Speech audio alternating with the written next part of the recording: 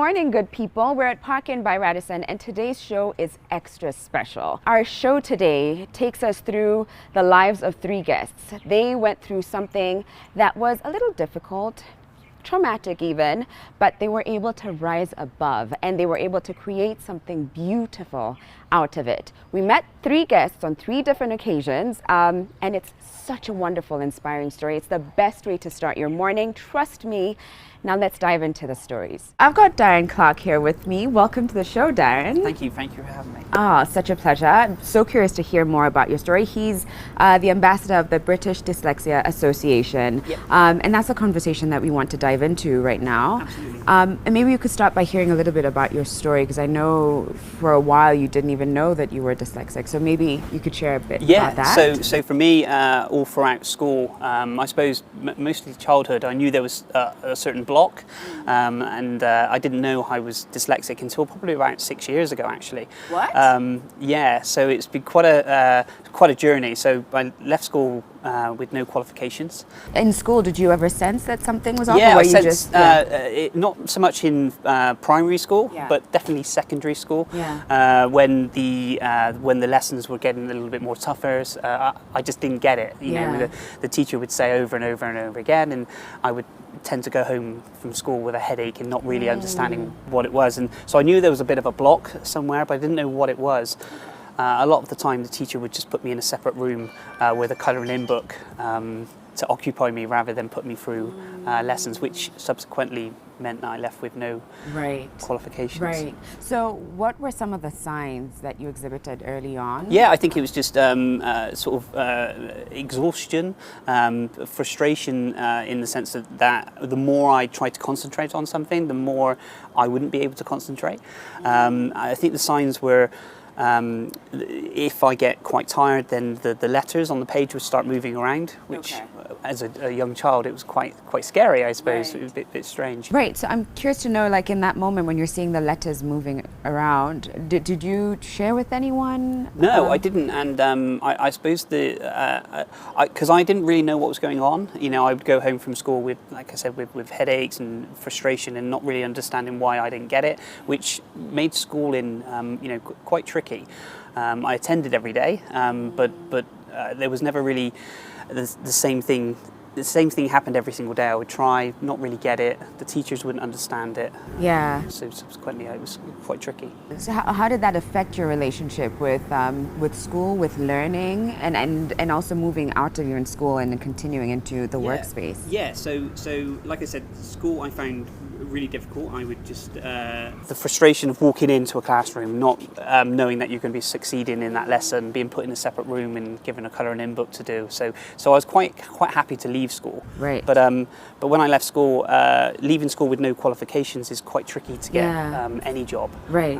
So subsequently, I got my first job, 12 hours a week in a supermarket pushing trolleys. Wow. Right. Which was after 17 application forms that I had to fill in, and you kept getting rejected because you had no qualifications, even for any job. You would need certain qualifications, but I kept getting rejected. Yeah. And luckily enough, I managed to get my 17th application, which was a 12-hour a week trolley job. And I can only imagine the kind of blow it sort of takes on your confidence and just feeling that you can do it, and at least especially when it's not diagnosed and you don't understand what it is.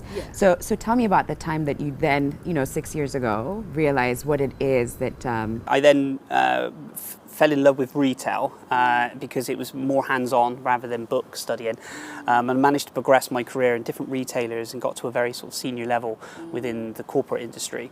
But I got to a level where I couldn't grow anymore. For me, it's all about learning. So I wake up like a sponge every day, trying to absorb something. So I left that and started my own business. Which was subsequently a cleaning round. We're the Spotless Group. And then we've got Spotless Domestic Cleaning, Spotless Commercial Cleaning. So we've kept everything simple. I love simple. But there was always a block. But the diagnosis of dyslexia was one afternoon I was watching a television program, and there was a lady that ran a floristry business, and she was being interviewed by the TV channel, and she was mentioning signs about her dyslexia, and she was saying she was more creative, and that's why she set up her own business. And she used to find school frustrating with the letters moving around and going home with headaches. And it was just like a little click in my head, and I was thinking, goodness, I know, that's similar. So then I started Googling dyslexia, researching it, and then I went in and got tested. Wow.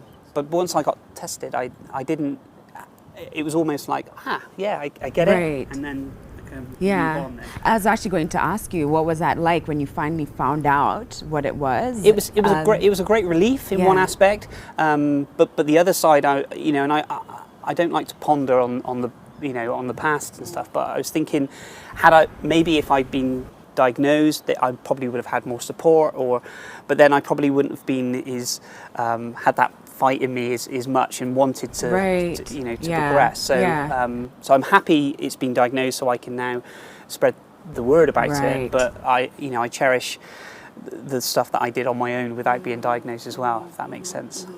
And then, of course, you then became the ambassador for BDA. Can you share what that role means? Yes. And some of the things that you have on your docket now that you're the ambassador. Yeah, no, absolutely. So this thing and meeting yourself as well all came from a couple of months ago. So I've spoken to over 50,000 students over the past 7 years in schools on entrepreneurship, business, and now dyslexia, from schools, colleges, youth projects, and I thought I wanted to take the message further afield. So I sat there one evening and put together a bit of a profile and an email campaign, so to speak, and emailed 76 different organisations all the way across the world. Okay. And Phyllis from Kenya, delightful, came back and invited me to the country to speak at this event. But one of the other things as well is the British Dyslexia Association came back and said, we'd love you to get involved with conferences, and I was invited to the House of Lords to sit in with one of their meetings. Oh, wow. So that was fantastic. And then I met with Helen, the CEO. We sat down and she said, look, how do you want to help this organisation? And I said, well, I want to be able to share the amazing things that you're doing. Right. So we put together a project, and she said we'd love to have you as an ambassador for us, so you can help share the great word. Yeah, right. And now that you know all that you know, right, about dyslexia, what are some of the things or ways that parents can really help support their children, or even be able to pick this out in their children before they even know what's happening with themselves? Absolutely, and dyslexia in the UK, I mean, there's still so much work they need to be doing in schools and workplaces as well. But I think it's just understanding that from a parent's point of view with the child, is that trying to understand it. If they can get diagnosed, it'd be fantastic early on. Yeah. But understanding that it's not a learning difficulty in that sense. It's just something that we learn differently. So for me, I'm more visual than I am, writing things down. So.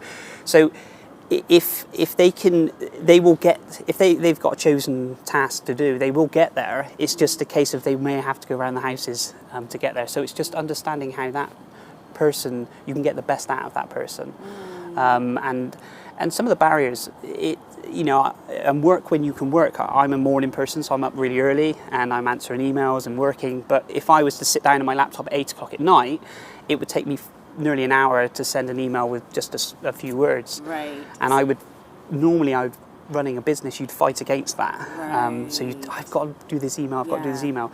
But now I just shut the laptop down, go for a walk, re-energize, and then come back and tackle it. So it's not about trying to fit them into this mold and sort of force them into this structured way of learning, but understanding how to sort of work with them. And I think that's difficult, because if you look at the school system, especially in the UK, you have the hours between 9 and 3, and you're told you go in for an hour and you learn English, you go in for another hour you learn maths, and sometimes with dyslexia it doesn't work that way. You can't just switch from one subject to another subject to another subject, and that's why they find it a little bit difficult. Right. So then how can educators play a role in making sure that that they are patient but also impactful when it comes to teaching someone with dyslexia? How do they do that? It's incredibly difficult. I mean, I think teaching is a fantastic thing to do, but again, really difficult. If you think you have a classroom of, say, 20 students, and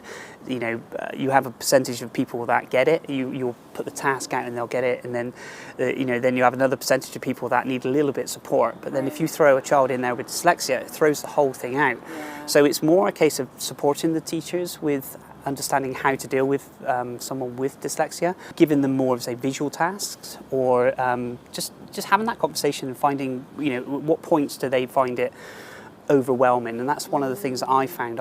If I'm doing lots of different things at once, I find it so overwhelming that I would rather just and push it back. Right. So I think there needs to be more education in schools to help teachers. Right. With the teaching side of it, definitely. Yeah, I hear you. Any last words as we wrap up? Anything that you'd like to share with someone who either has dyslexia, and you never know, there could be someone who's watching and for them it clicks, like, oh gosh, how he's described his childhood is exactly how I grew up. And so is there anything that you'd want to share? I think, so school for me didn't work in that sense. I didn't, like I said, I didn't leave with any qualifications. However, that didn't stop me becoming into a senior manager role within a corporation and then setting up my own several businesses as well. So I think it's find something that you're passionate about, find something that you can do with ease, but share your story and talk to people and find out what those barriers are, and trust me, they're not as big. Keep things very, very simple, and you'll really succeed. Proven. Look at you. Look at Darren, exactly. Thank you so much. I hope you enjoy your time in Kenya. It's Darren's first time in Kenya, by the way. Yes, it is, yes. I know you've been to a couple of places, Elephant Sanctuary, Giraffe Centre. Yes. You get to enjoy the country a little bit more. Yeah, no, definitely. I'll definitely be back. It's been, I've had a fantastic welcome, so thank you so much. Oh, lovely, lovely. Thank you, Darren. We've got to take a break, but we'll be back in a moment.